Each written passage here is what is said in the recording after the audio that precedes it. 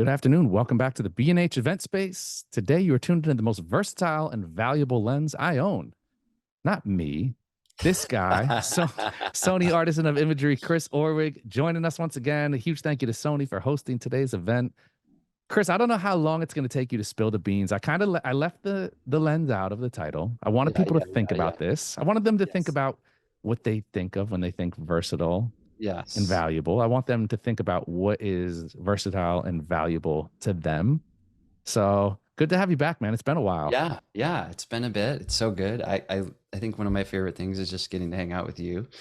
So I love that, and everyone tuning in. Thank you. And let me jump into my slides just to Do just it. to get it rolling, and then we'll Do we'll it. talk as we go. But I think it's kind of a fun way just to kick it off. And the idea behind this one is I was thinking about lenses and all this stuff, and I realized that my real moneymaker, the one I use the most frequently, the one that has helped me most of my career, all these things, is this lens. And I have a ton of gear, like a lot of photographers. Behind me, you can't really see it, but I have this whole like drawer system full of lenses. So more than all this you see on the screen, but this one I'm singling out today. And this is the particular lens that I use. It's actually the GM2. I don't have the 2 on there, but if you aren't a Sony shooter, it doesn't matter. This talk isn't about Sony. This talk is about this focal length and why this focal length can be so helpful to us as photographers. And for me, it's helpful because I can photograph an astronaut, in this case, in the replica of the International Space Station in Germany, where he's doing some training, or a band doing some album art. Photography, which Derek, you and I were just talking about. We'll have to loop back to that. But I can photograph them out at a cool location, or then the next day I can photograph their show, and I'm using the same exact lens. And that's what I mean by versatile, is that it can go so many different places and do so many different things. In this case, a yoga teacher in the town where I live, in this cool old building, or way up in the mountains in Oregon. And I was actually just photographing the reflection in these 2 people and their little dog. I don't know if you can see their dog in the red canoe, but started to paddle by, asked if I could take a photo, and they said, of course. But so outdoor adventure stuff. In this case, this is a friend's painting. And so when I'm doing art reproduction just for fun for a friend, this is the lens that I'm going to use. This is one of the masterminds behind the Sony cameras. This guy is like full amazing person at Sony, and to get a cool portrait of him, because I do shoot Sony and these cameras mean so much to me. So a portrait in this case, up in the mountains in Utah. Or sometimes when I'm on a shoot at a beautiful location, I just like to photograph things like clouds, in this case, some mountains, but a lot of clouds, and just capture the feeling of a place. Or other times I'm hired, in this case, by the grandma in the middle to photograph her and all of her family over holidays, and to try to fit everyone into the frame. Or a famous baseball player up close, or in this case, he's in his van. In this case, he's standing outside of his van. So this is the versatility, right? There's like, I can do all my up close stuff, and then I can also do my environmental portrait work as well as so many other kinds of things, whether it's commercial photography in Costa Rica. This is celebrity. And in this case, the up close portrait on the left, celebrity with product, and then celebrity with her fans. And so it's kind of crazy to me, because I was digging through all my gear. And I was like, this is crazy to me that I can just have one lens on my camera and literally, 1 minute do that photo on the left, a couple minutes later, that one. And then she went outside, and a couple minutes later, this one. So the fact that we can do those things is so huge. Or in another case, and I've shared this photo before, but a wedding in Yosemite, this was at sunrise. So that photo, this was later after the ceremony with her parents. They used this for their Christmas card, kind of just a clean, natural, nice photo. It's not like, this to me is more like art. This is more like, this is getting the job done. And then later at sunset up at Taft Point, there they are out on the point from a distance with this lens.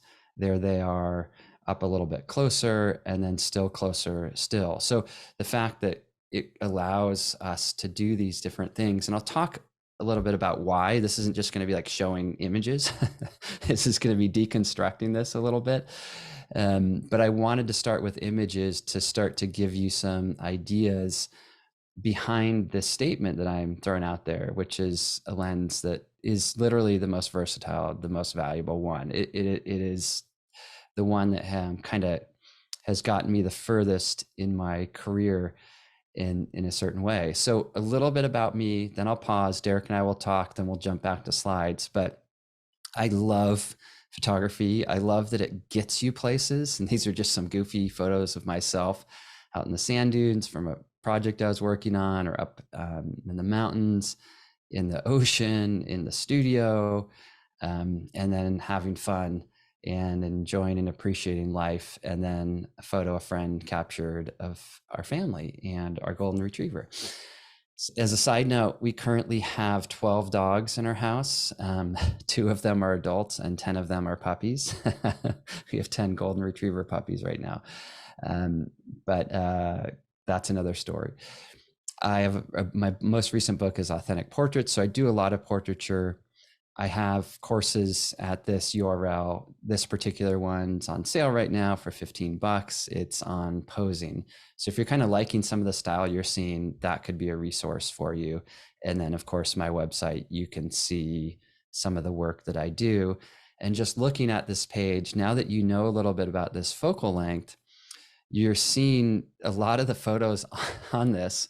I'm going to say way more than half, probably 70% were captured with that focal length lens, which I didn't totally realize until I dug into this talk. So let me pause right there. Let me stop sharing the screen and let's talk a little bit, Derek. What is coming up for you as I do this really quick, jam session with the 24 to 70? What questions, what thoughts, what reflections?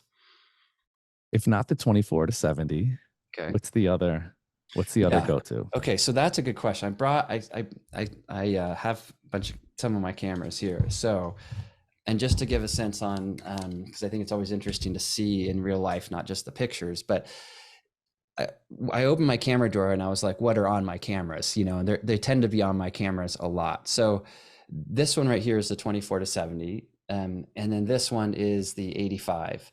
And so those are really, if I only have 2 lenses and a shoot, these are the 2. And you can kind of see their form factor, similar, Yeah. obviously different, but not huge. And then maybe to compare that to the other one, which for video a lot, I'll shoot with the Sony A1 and the 35. And so that's a much smaller compact lens. And these are all the G Master lenses. Those are what I tend to use. So yeah, so if not the 24 to 70, and I'll talk about this in another presentation, the 85. The 85 is really, really magic. So I'd say that's the most magical lens. Mm-hmm. But I would say the 24 to 70 is really the one, I'll show some photos later, that just has such versatility. So like there's a lot of photos in that set that I just showed I couldn't create with the 85 because I just couldn't back up enough, or the working distance would be a little too awkward. And so the fact that it allows for this wide, not too wide, but also up close, but not too up close. It's a very natural look. Some people call it kind of a workhorse lens. I don't like that phrase. Or you'll see it listed as a standard zoom lens. I don't like that either, because it makes it seem like this is standard. For me, it's magic. Yeah. And I think what shifted for me, I had a friend this was years ago, who assisted for Annie Leibovitz. This is probably 10 or 15 years ago. And she was shooting at the time, I don't know what she shoots now, but then with a 24 to 70 a lot. And I started to say like, because I kind of overlooked that lens. I didn't want standard. I wanted primes. At the time I was like 35 prime, 50 prime, 85 prime, give me primes and I'm happy. Then I started experimenting with this. And then when the Sony came out with their version 1, which amazing lens, and then the version 2 blew me away even further, I just have started to realize like, this is golden ticket. And it's not like a workhorse. I guess for me, it sounds like a horse that's like, it's not a racehorse, right? It's like, well, this is going to like pull hay or something, and it's not really that great of a horse, but it will get the job done. And it's like, no, do not think of the 24 to 70 focal length. And again, it doesn't matter about the brand right now. Focal length, because what standard is saying, at least to me, and it'd be interesting to hear your thoughts, is like, what it's saying is like, this is just, what's a good analogy? I'm Average, run of the mill. Yeah. We equate it to like a kit lens that doesn't Yes. really offer anything of value. Right. But most kit lenses, interesting, would be more like a 24 to 105, Yeah. which, or they have like too far of a range. And those are kind of like, they're kind of like an El Camino, like, you know, those old trucks that are half car, half truck. Yeah, They're not either like a car, they're not a truck. You're like, and it's That's like, the you know ultimate what? surfer car. Yeah. They are old school, but I'm like, you want something that, at least for me with my zoom ranges, I don't like zoom ranges that cover too much ground. I want something to be what it is and to be it well. 24 to 70 does that. It's wide, but not too wide. Does that really, really well. Everything in between does really well. Up the 70, really well. Because otherwise you just get a little lazy of like, and for me, I want to engage and move and walk around and change my perspective. So I like that. I agree. I think the versatility part is the main thing for me. Yeah. That you need to have range. It's one lens. You can carry around essentially one lens. Yeah. And it's obviously going to do better on the wider end. You're not going to go much. Most people on a full frame sensor are not going to need to go much wider than 24 for most things. Yes. The longer end of it is where you'd be like, okay, well, I can't really get crazy compression. Yeah. But I can, I mean, I'm using the version 1. Let's see. Okay. Oh, that is it. Okay. Yeah, there's your up close shot. That's great. I can still get separation. I mean, look at the quality. Looks clean. And nice. We have something in the foreground, something in the background. I don't know if you guys can hear me that great, but I can hear you good. That just kind of shows you how versatile you can get with this lens. Because I think a lot, when you went to the 85, I was really curious. I knew in my head. You knew. And I know you, I'm like, it's gonna be because I know you think that lens is magical, that focal length, that everything about it. And it is. And that's the one you lose, like you don't get the magic at the portrait end of this. Yes. But it's still not a slouch by any regard. Oh man, no. And I think commercially, like if I had to do a job, an all full day job or multi-day job, like I think one of my last jobs was like 3 days in Costa Rica, and it was, you know, sunrise to midnight practically every day shooting. I did most of the job with a 24 to 70, if not, I did 90% of the job with that. I could have done the whole job with that. And that's crazy. We're like, you couldn't do the whole job with 85 or 35 or 24, you know, like you would be wanting something. So this one really gives you that. So let me jump back to slides. And then you know, I love my slides.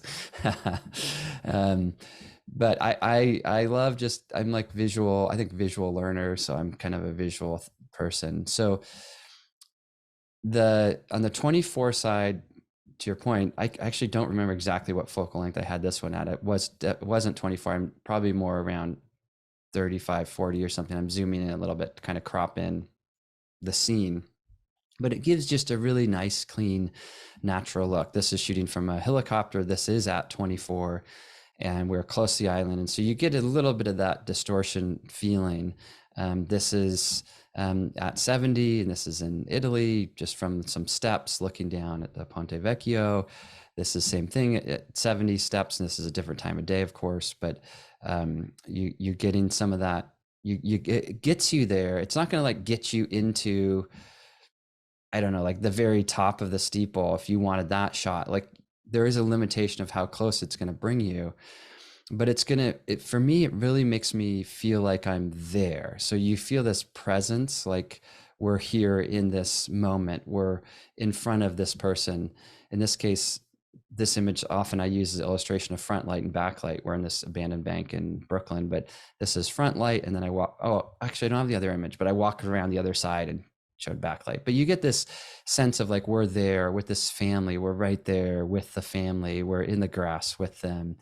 And so for me, when I think about lenses and things, there's all like the laundry list of stuff, and you can look these up, and someone will say there's great image quality and there's all this, all the little details on that, the aperture is 2.8 or autofocus, whatever. All that stuff is important, but if it basically in Sony world, if it's G Master, it's absolutely amazing. So all those things are there. So that doesn't really sell me on the lens, because I'm like, I expect like top quality, so to speak. But what does sell me is thinking about other qualities. So these are them for me. And this is a little bit different. Like my gear review isn't super technical based. Like, yes, technical, top of the line, great. But then I want to know, is it something else? In this lens, it's authentic. It gives you a real natural feel. It feels very honest. So whenever I pull it out, I'm just like, yeah, I'm here. This is a moment. I'm present. I'm engaged.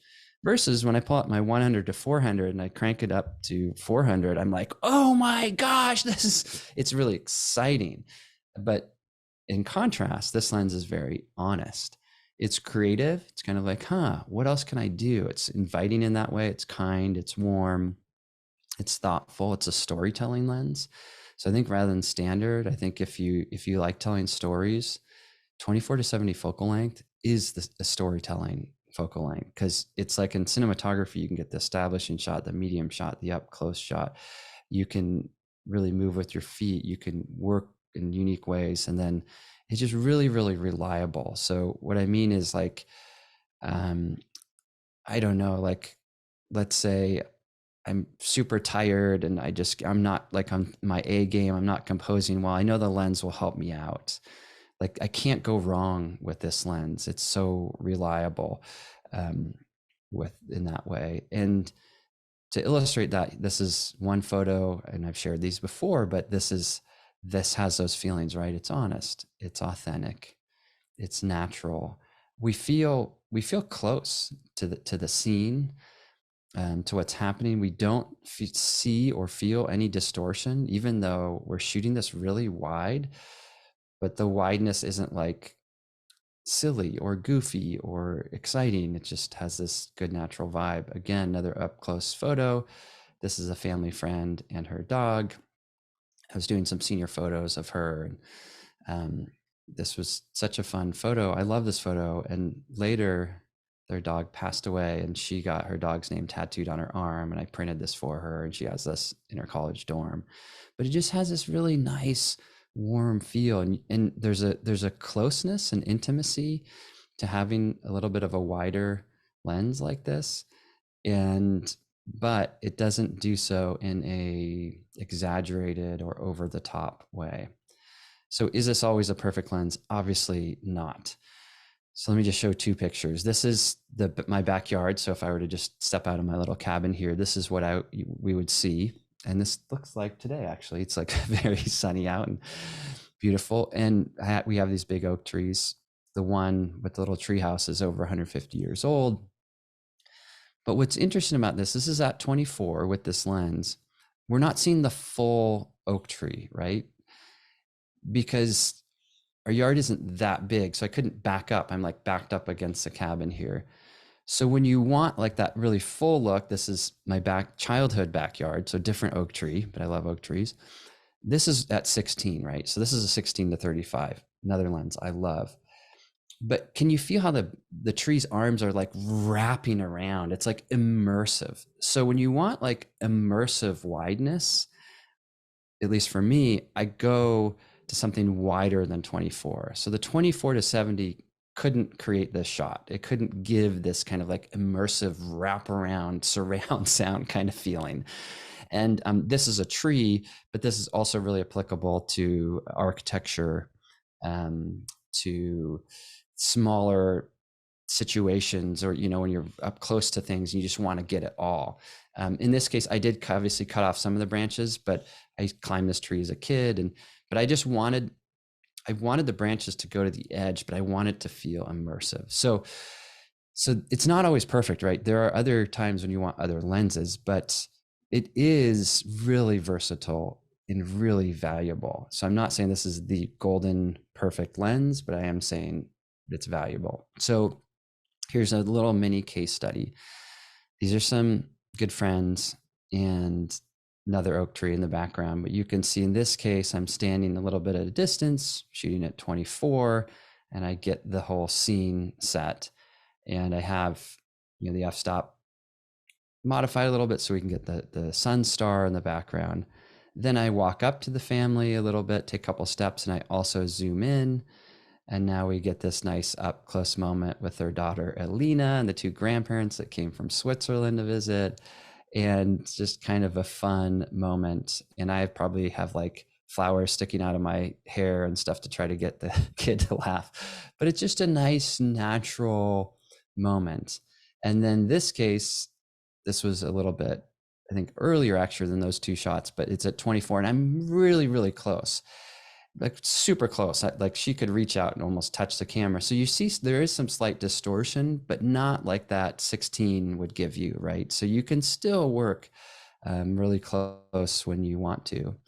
It's incredibly helpful when you have groups of people that you need to fit into a scene. And so in this case, bride and bridesmaids. It allows, this is where I'm a little bit different. I think that it does allow for some magic up close portraiture. This is an image unretouched. I would retouch out the little like dot by the guy's head, but this guy has the coolest eyes. Like I could not believe those are real. And he has this cool presence. And the photo right after this, he's laughing. So he's not always this serious, but I kind of wanted this serious, intense image. And this is up at the top of a mountain at a ski resort. There's a concrete wall. I had him walk into the shade. And then I said, hey, would you ever walk on top of the wall? So you get a sense on the look you can get at 70, very beautiful.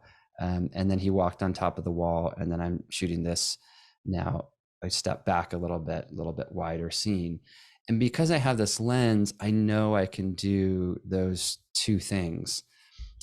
Couple more examples. This one is a family friend kid in his backyard. They lower their basketball hoop for him so he can slam dunk. It's pretty awesome. And so there he is, like, just jamming his backyard, and we're kind of goofing around. And then he and his brother, I grab this cooler. I'm like, you guys sit over here. And there's a cool brother shot, brothers. And I love this moment. So the fact again that I can do this with one lens, to me, is what's making it valuable. Yoga teacher out at the beach. This is commercial work for Ghirardelli chocolate. And this is like a nice kind of afternoon moment of them eating ice cream and stuff. But it has a real good kind of commercial feel, artist in his studio. This photo I threw in because I will do events, and sometimes events you're like, there's a table and people, and this is like this. We saw photos of her earlier out on the ocean in Costa Rica, but this is just with some of the guests at the retreat. And so this lens can do that. Looking at it here makes me think I want to crop it in a little bit, but always reviewing your own work. This is my daughter, Annie. Captured some senior portraits of her. So again, up close, it's magic. You can tell I'm really close. And this is her as well. These were for her high school graduation photos. And she's such a wonderful spirit, amazing person. But you get a sense of that. And part of these images, what I'm trying to show is like up close, right? The other one, a little bit more of a medium shot. And then the one on the right, it's left medium. Then on the one on the right, she's smaller in the frame. So we're looking at the size the subject is taking up in the frame. And this goes back to the storytelling that this lens affords, or this focal length affords, that kind of storytelling. And again, photographing friends or kids, commercial work. This is the largest chocolate wall. It's like running, dripping chocolate in North America. And there's like a glass wall, so you can't walk up to it. But because I was doing photography there, I was like, I brought someone up to the wall. It was so cool. It felt like Willy Wonka or something. But and then other commercial stuff, studio work. This is a great studio lens. And I love the feeling of these. Again, think back to those adjectives that I was talking about: authentic, kind, warm, natural, different studio environments. This is natural light studio now. The others were obviously using light, and just allowing to make these connections and to do so with kind of an inobtrusive lens. Olympic medalist on the left, yoga teacher on the right, um, out on a boat, New York in the background. This is a street portrait of an amazing photographer, local New Yorker. There's this tunnel with all these lights in it, and captured a neat moment of him. So street photography, but I always like portraits, so my street photography ends up looking like that. Portrait of a friend. And I'm just going to do a few more images and then we're going to talk. But you're getting the feel for what this allows us to do, is to have these different looks and to capture this stuff in some really unique ways. Let me stop sharing my screen and we can go back to talking. I have more images to show. What I want to show image wise is I have these galleries that I send to clients. And I want to show a few of those, just to kind of show it without like just the one select, but to see like what does a whole shoot look like. But so we'll do that in a second. So based on that, Derek, you're always so good at finding these little insights or ideas from what I'm saying. What's coming in for you? I was thinking about how you're like, you know, I'm not just going to show images. I'm going to talk about what. And after looking at the images, you could have just showed images, I and could it would have. I have. could And it no, but I think that's have. that's the power of great images. Is think about how often we're marketed. Everything is being marketed to us. Yeah. I looked out the window today, so I live right off the Deegan, so I just highway traffic all day long, and you see trucks drive by, and it's like they have ads on them for that very reason.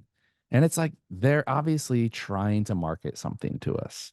Right. Is it true? No, it's marketing, marketing language. Right. Images don't lie. You can say, and not to discredit anything you've said in the past Yeah. 28 minutes, it's Yeah. all true and it's all relevant. But the images, when you look at the images, if I want to see what makes this lens, what makes it so valuable for you, the answer is in a slideshow of what you are able to do with it. And your work is magic. The 85, you call the 85 magic. Yeah. Your Yeah. work is magic. It always has this look to it, this polished commercial magazine feel to it that is so hard to accomplish. Like you could take a scene that I would photograph the same way and something would be missing. There's just something that you put in it, there's just some quality where I know it when I see it.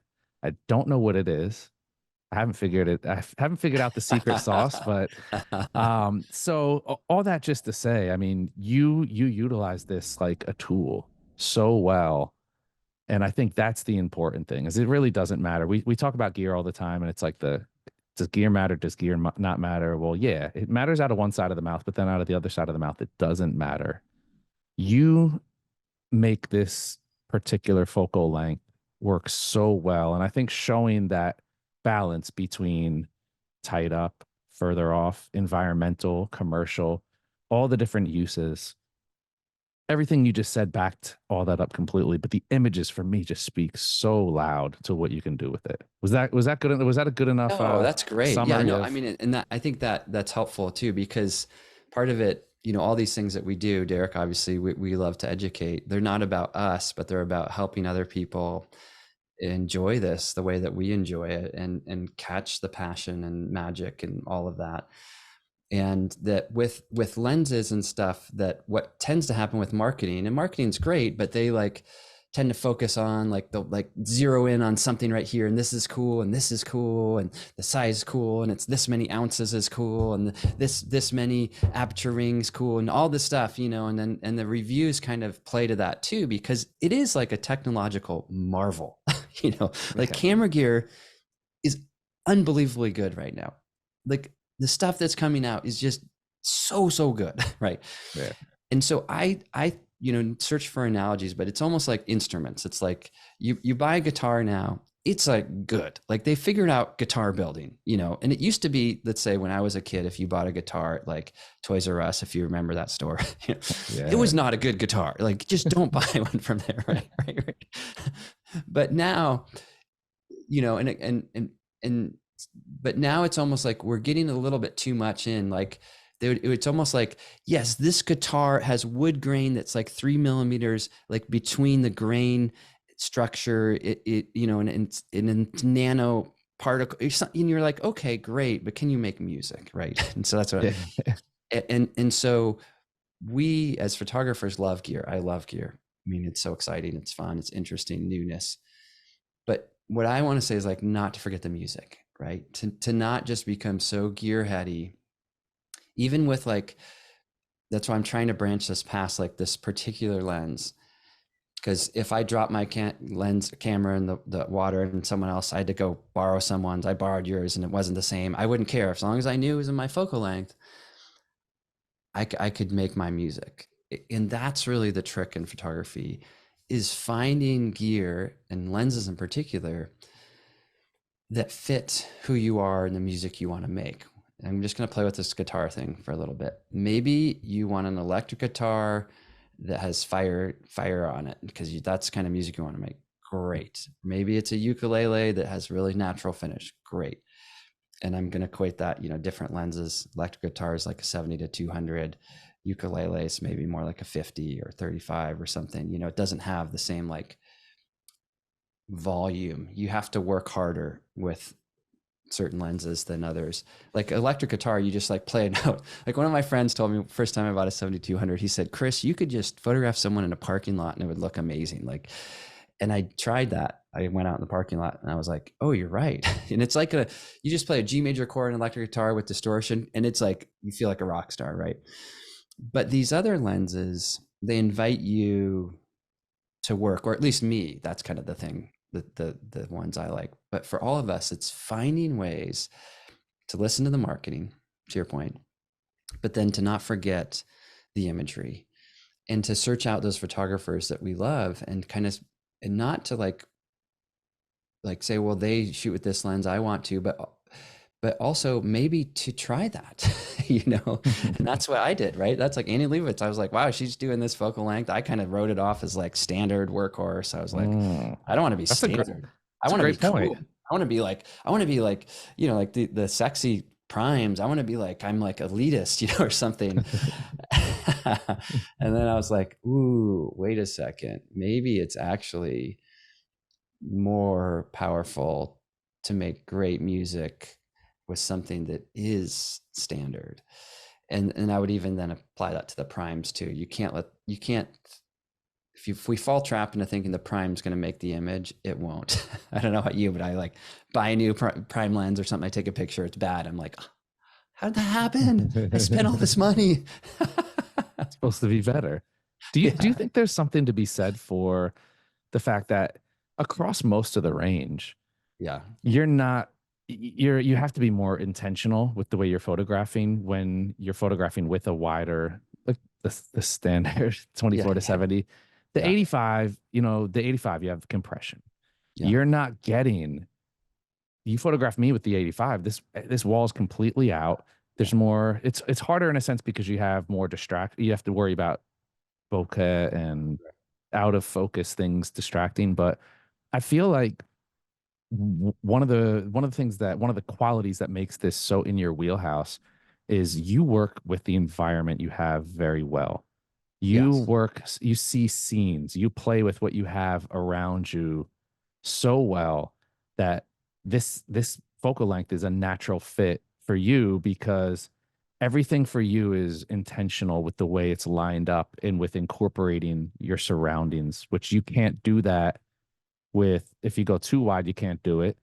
And if you go too compressed, you can't do it because then, it's almost like it's working with a richer depth of field inherently that forces you to be more intentional. It forces you to pay more attention to composition. It forces you to really look at how you have images stacked and layered, what's in the foreground, what's in the background. Right.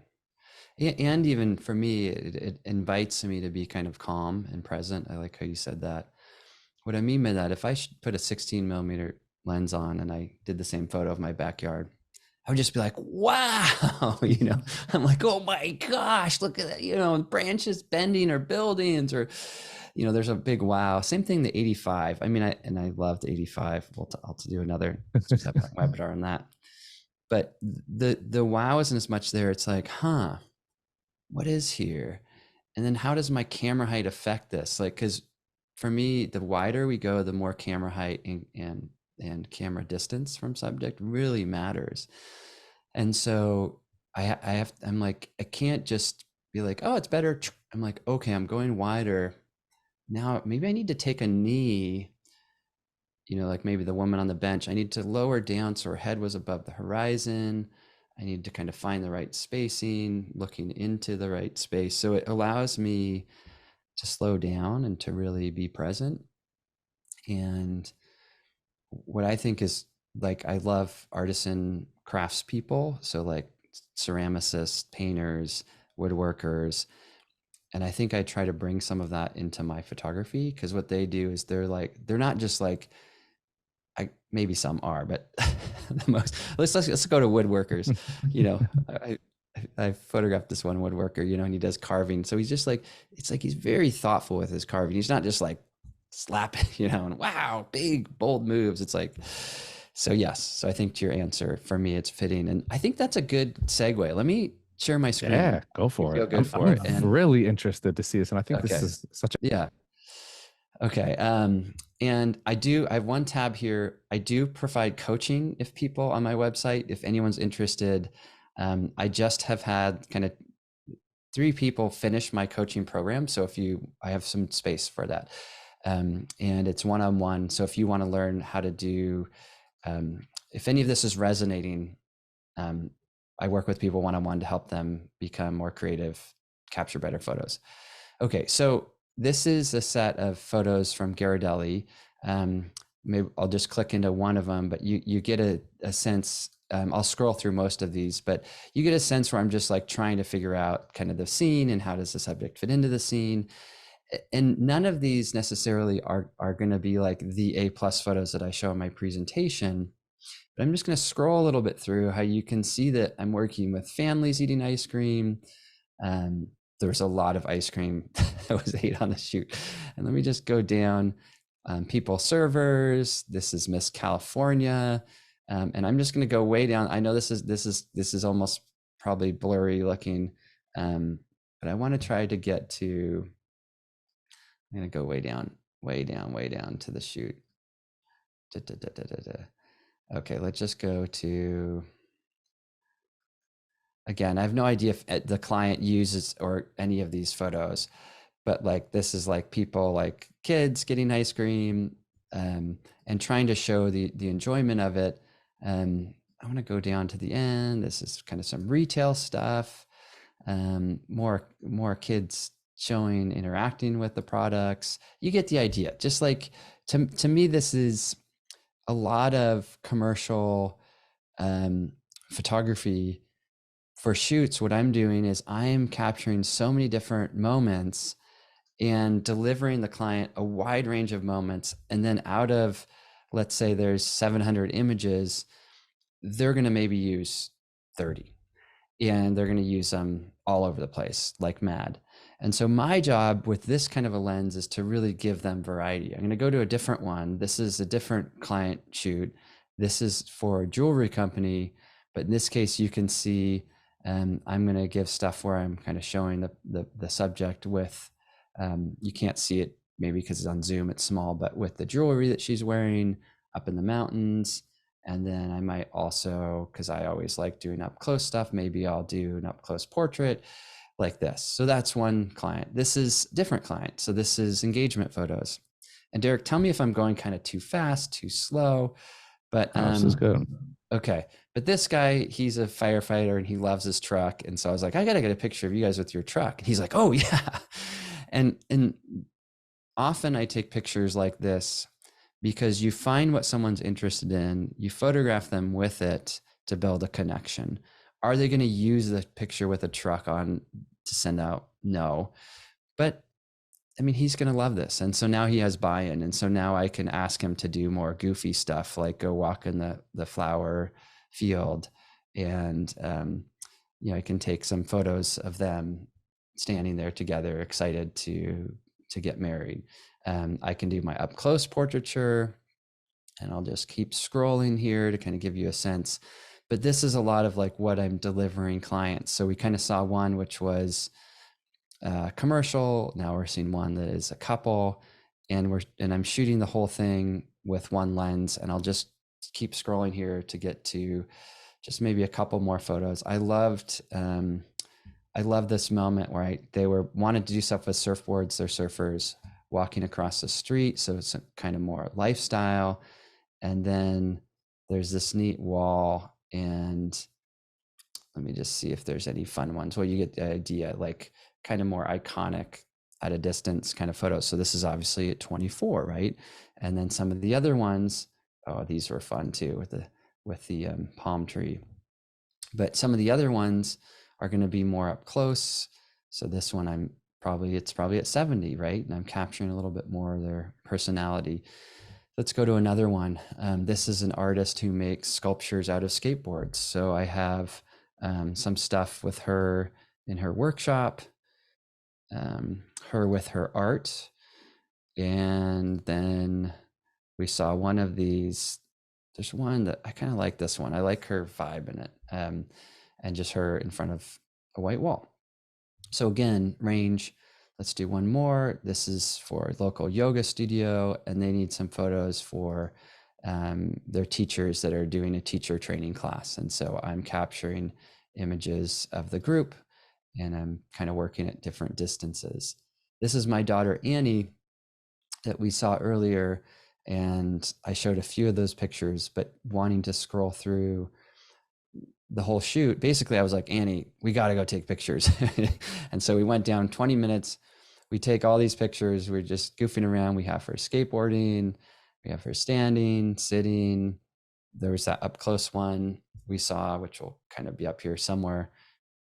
Or maybe, I think it was that one where it's a nice up close picture of her eyes, but also just some of her down at our local beach that our family goes to all the time. Two more galleries and then we'll talk. But this is when I talked about kind of band photos. This is one they've used a lot. And this one I'm getting more depth of field by having the guys stand further away than the lead singer, capturing images of them on location. And I'm obviously processing these to try to match and fit their style. So I just want to show kind of that style, but then also they've used this photo a ton, down on the beach, kind of silhouette. And sometimes less is more with bands. You kind of want to know who it is, but not totally. So this lens gives me that. And then last little one, in this case, I wanted to show this one because they redesigned the store.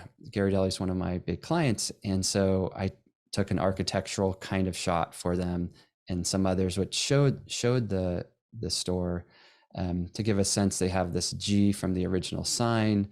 And then to give, let me just see where it is, to kind of get the full G in it standing on the stairs. So it gives me wide enough. This is really hard to do. Like you couldn't do this with a mobile phone, I guess, unless you went to like a 0.5, but this gives the full thing there. And just some of those elements, but also some little moments in the store and people enjoying it. So jumping back through this, like, why the heck am I showing all these? One is we saw a big, like full day commercial shoot with a lot of different things. Another one, we saw a smaller client, jewelry, and looking at different outdoor on location stuff.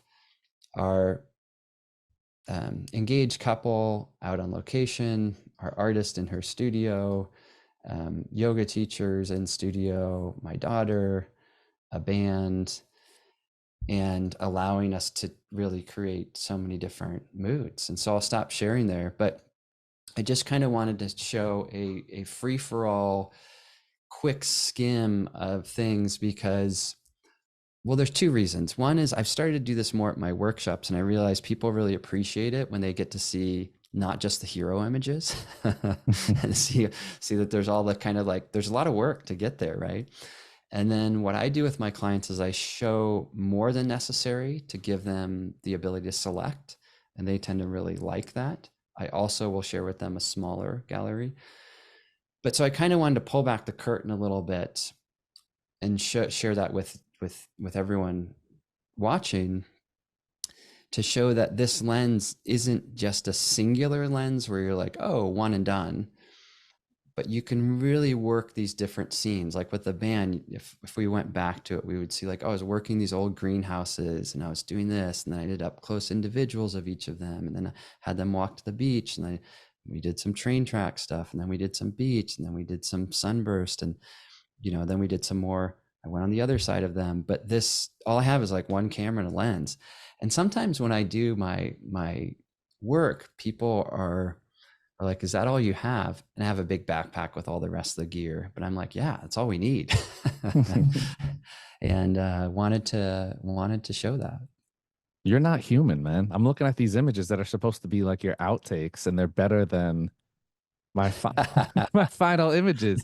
Um, is it true for you that because again, you've talked about it earlier, how everyone gravitates towards primes, and it's like, all right, well, when you start photography, you start on zooms because you Yeah. normally start on a kit lens, but Yes. then Yes. professional photographers only use primes, and that's what you're Right. kind of pumped into your head, and it's what you're fed, and then you hit a certain point where it's like you want to get back to the process of creating, and what makes it easy to create is versatility again, Yeah. but also ease, not having to change bodies, not having to change lenses. I think every time I've done a shoot where I bring multiple bodies and I spend too much time changing lenses, Yeah. I don't allow myself enough time. You have to build chemistry with every subject. You Right. also have to build chemistry with every setup you have with that subject. You have to allow yourself to see. And that's what I think was so useful for me, to look through your process. It was way more about the images leading up to the final image than it was about the final image, and to see how you work and how you maneuver. So Yes. does that ring true for you, especially in regards to using this lens, that it allows you to stay in the zone, and rather than changing a lens, you can just, okay, I could just adjust in a little bit? Because at a certain point, you have to throw away, well, move your feet. And no, well, that's not always true. Right. That changes your position, that changes everything. Yes. Sometimes it is better to just be able to have the versatility rather than being locked into one mindset of one focal length. Yeah. What and where I'll pick up on that, and I'm curious if this resonates with you, is I have a big Peak Design backpack, and it's pretty loaded. I like, let's say that one shootout, the commercial shoot I was showing, I have three bodies. I probably have six lenses, and then I also have a bag with lighting gear and modifiers. So I have a lot of gear available to me, so to speak, on a shoot like that. Like I have like a whole camera store with me. But what I learned from doing workshops and also teaching at a college level is that I would see my workshop attendees who have a lot of gear, and they would create worse work because they were always thinking like, well, maybe I should change, or what if I do that, or if only I use this lens, because they kind of could do that, they would. Mm. And this will be a little goofy analogy, but I lived in Spain for a year of my life, which was amazing. And I remember coming back after living there, and I went into a grocery store down the bread aisle. And in Spain, the little market where I lived, it had like one kind of bread. You go and pick your bread.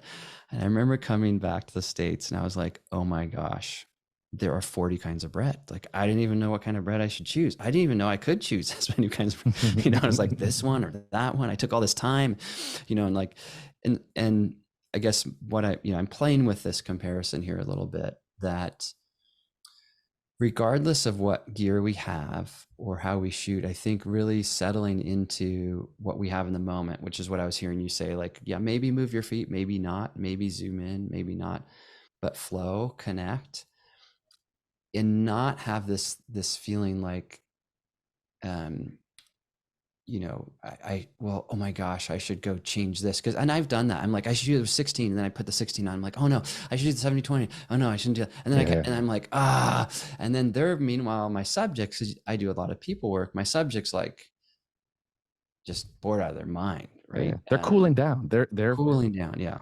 They're coming out of their zone. It's different if you're out on the street. Like Yeah. I'm out on the street and I see something. Wow, I'm seeing silhouettes cross the avenues Yeah. 30 blocks down. And I'm like, ooh, I'd be really cool to photograph this from like 300 millimeters. Right. Different. The moment's not going to change. The whole energy, the connection, Right. the vibe of the moment isn't going to change. But you hit a great point there. All this, you're getting yourself out of the zone. You're getting your subject. They're just sitting there. You spend all this time building comfort and developing a flow. And I think that's what we're getting to with Yeah. having that versatility. It's really about having a range without having to switch gear. Because again, people will say, well, just have a second body. Sometimes one body. It's the small little nuances that are the difference between really staying in the moment. Because even going to another body, it's like, it's not, your setting. You might have to adjust your settings it's really just Yeah. easier to be there and zoom and do a little bit of that, then change the whole flow of, I like that word flow you used, because that Yeah. really is what Yeah. happens. Yeah. And in commercial setting, like let's say some of those shoots, maybe there's 30 or 40 people on set and I have someone helping with lights. And let's say with the ice cream, they're only photographable for a few minutes because then they melt and they have to swap out a new one. So there's just like a lot of moving parts and the weather's changing, the light's coming through the window or it's not or whatever. And so I think part of our job as photographers is to kind of be this like this even keel in a way, at least for me. Like let's say there's one photo I really like, this couple and they're eating ice cream and it's backlit and it's in San Francisco and I feel like it captured the feeling we were trying to achieve. And they weren't feeling anything. They were just like, okay, we'll do another one. Seriously, I have to do another Sunday. I'm like, so I have to like create this moment. I have to help them create it. Or same thing, the engaged couple, they're like, pull up in the truck. Can I get a photo with the truck? And they're like, really? I'm like, yeah, this will be amazing. And then the guy's like, and I'm asking him about his truck and the size of his tires and the racky, and he's like, so our job is to kind of create this moment and this magic, or the family, same kind of thing. I'm like, I'm going to go walk away. You guys sit here, enjoy each other. And I step back, go to 24, I get the whole scene. Cause I knew that, because they came from Switzerland, I knew we needed some California golden hills and oak trees, and we needed some of that, not just up close, like where in the world are you? So my job's that. Then when I come close, then I'm trying to create the moment. But if I'm setting my camera bag down, opening, swapping, changing, the little kid, Alina, she's just crying or something by that point. So yeah, flow is really important, and focal lengths that allow us to get in the flow. So I think what I try to do with my students and workshops and things is not say you need to buy this lens or that, because there's no right answer, right? We're all different. It's like musical instruments, but we do need to connect to our gear. And the mistake is to buy too many lenses too quickly, and then we don't really understand them. And we have this whole suite of lenses, but we don't really intimately know them. And I don't mean intimately know them like the gear things, how sharp it is, the focus hold button, blah, blah, blah, all that stuff. But I mean, like, what's the feeling of 24? Like, even here, it would be I interesting. like this. 24 is like right here. Well, you did it for us, actually. And then you went here. This was 70. So what's this feeling? Because every lens has an angle of view which allows us to see a certain part of the world. 16 is like this. It's like a 180-degree view. And then also, what's the feeling of it from my distance to my subject, my camera height? How close can I get? When does this lens fall apart? For example, I shows with the oak trees in the backyard. It's just not wide enough in this kind of a scene. So maybe it's falling apart there. Or if I have a group photo, let's say it's a wedding party, it's 10 or 15 people, I can shoot that at 24. But then I'll do these photos at weddings where they have everybody. It's like 70 people or something, you know, it's all the families flown overseas. I don't know how many people. It's like, you know, and like I've done those photos. I've been that guy, like I stand on a ladder and like take them. Like you can't do that at 24. You're gonna get half the group. Oh, But just really starting to know that, so that when I'm fumbling for the lens, I'm not like, I have no question, like, oh, this size group, ah, this is a good focal length, or oh, I want to do my up close kind of portraiture, this is the thing. Or remember there was a guy with a really cool eyes. I want to do an up close portrait, an open shade in front of the concrete wall, then up on top of the wall. Before I even talk to him, I put on the lens knowing I'm going to do two things, not doing one, fumbling, doing another, right? So having that intimate knowledge of it, and also knowing energetically what these focal lengths afford us to do. Meaning for me, it's natural, authentic, it's kind, it's curious. There's nothing like, if we think back of all the images we saw today, there's nothing like, apart from that one wedding photo, that one I think is actually really good, like mic drop photo, but there's nothing jaw droppingly like, oh my gosh, like this photographically, this is the, you know, like a, and I say it's all positive, you know, I think my work's great, but it's not like this is the award winning photo of the year or something, but they're all really strong. And so it allows you this breadth and depth of it, of strength. So, man, I talk sometimes, feel like I talk too much, but no, I we're get here all to excited listen. about it. I tell you, every time you come on, it's like I look forward to these. It always comes at the right time. I'm like, it's a Monday. It's a Monday of all Mondays. So I'm Yeah. like, this is perfect. We couldn't have scripted this any better. And that's what we're here for, man. We're here Yeah. to hear, you know, I think in very much the same way as we're talking about the lenses and how we talk about gear, it's you, your experience is what makes this lens special. It's what you do with it, but it's also your outlook. And I think that's where we get away from the technical aspect. This is where we get away from the Yeah. marketing images, is where we get into the your approach.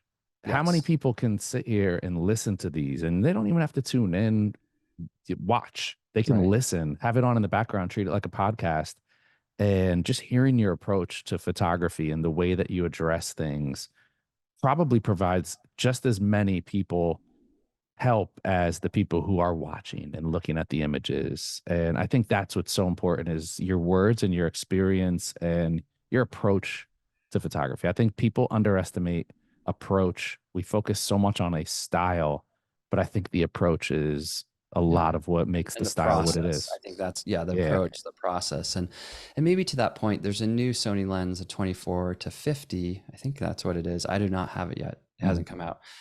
But that lens pairs very well with a smaller camera body, the Sony A7C. So where I'm going back to what that made me think of with process, that I'm almost certain that lens is going to be glued onto my smaller camera body. And the reason I mention that is I have some people I coach who are older, who the weight of their camera really matters. And so them finding the right camera body size and lens combo is really important. So while this, and you're so good at drawing all these things out, and that's what I think the value of this is, this conversation we're having, but is finding what's right for us at our stage in life. So for example, I'm just going to exaggerate, but I showed one photo. I think I had a 600 millimeter lens on, and I'm standing on a wall in one of my photos when I was going through showing stuff of myself. That lens is right for the certain kind of person, one who can handle a lens that big, right?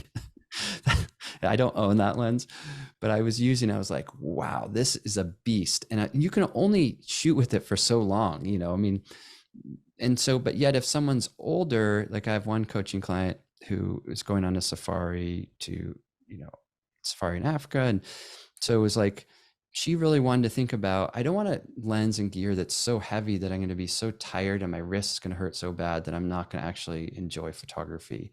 So we kind of found a way to match make her with the right gear, focal length, the camera body. And so I think all these conversations and hearing other people talk, the takeaway should always be, okay, that's them. Great. What about me? And that's what I hope kind of our listening audience really is tuning into is we don't need another person to photograph someone eating an ice cream sundae. That's been done or whatever. But what we need are people who have tapped into who they are. They're paying attention to the marketing because it's exciting, all the technical qualities because it's really important. But then kind of ask like, what music do I want to make? What's the song I want to sing? And then how does in this conversation, how does focal length afford different ways to do that? And to think about it with our own subject matter and our own things of interest. And by doing that, that's where, at least with my students, I've seen them just like fireworks, they just skyrocket with their success. Where they fail is when they buy a really expensive lens and they're just shooting stupid stuff with it. And I'm like, okay, you're like you think that because the lens was expensive, because it's top of the line, because it has all these reviews, you're going to get good photography. You're not going to get good photography. You have to photograph something that matters to you. You have to have a voice. You have to have a vision. You have to have that flow. You have to have that connection. And you have to bring this lens into that world, like maybe, because I mentioned puppies, Derek. We have 10 puppies. Yeah. How do we do this whole hour without talking about I know, puppies? I know.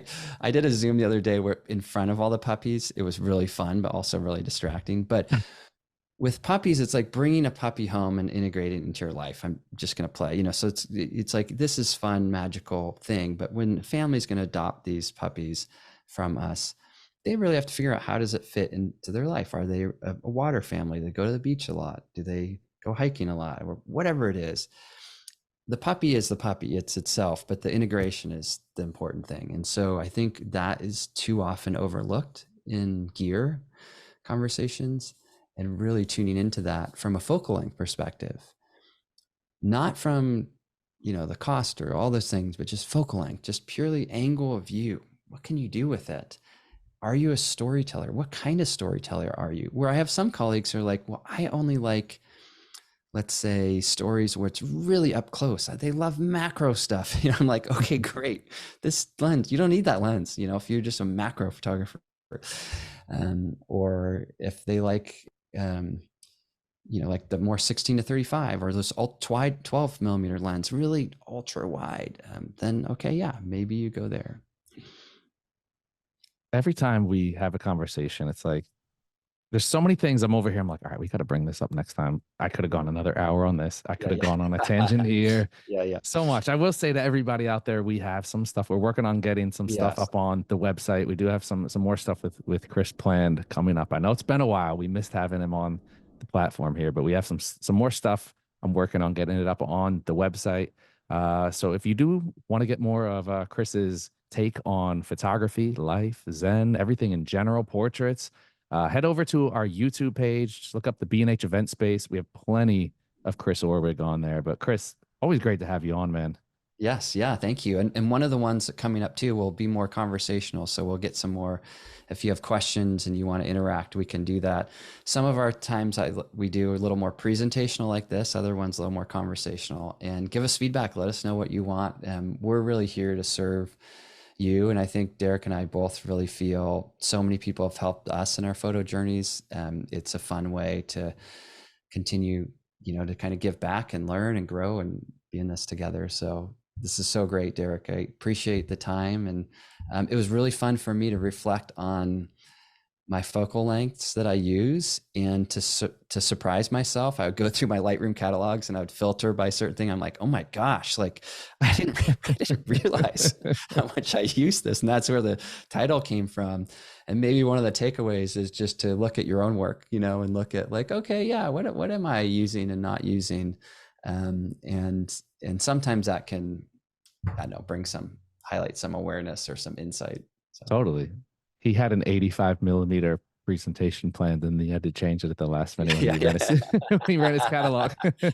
Totally. I was like, oh my gosh, oh, so fun. I love it, man. Chris, always great to have you on. Such great vibes. A huge thank you, of course, to Sony for hosting this event, and to all of our viewers out there tuning in. Again, we love to see the interaction. So we'll have some more interaction for you guys coming. And we do hope you get involved. But that is all we have for now. Another edition of the B&H Event Space now in the books. Catch y'all next time.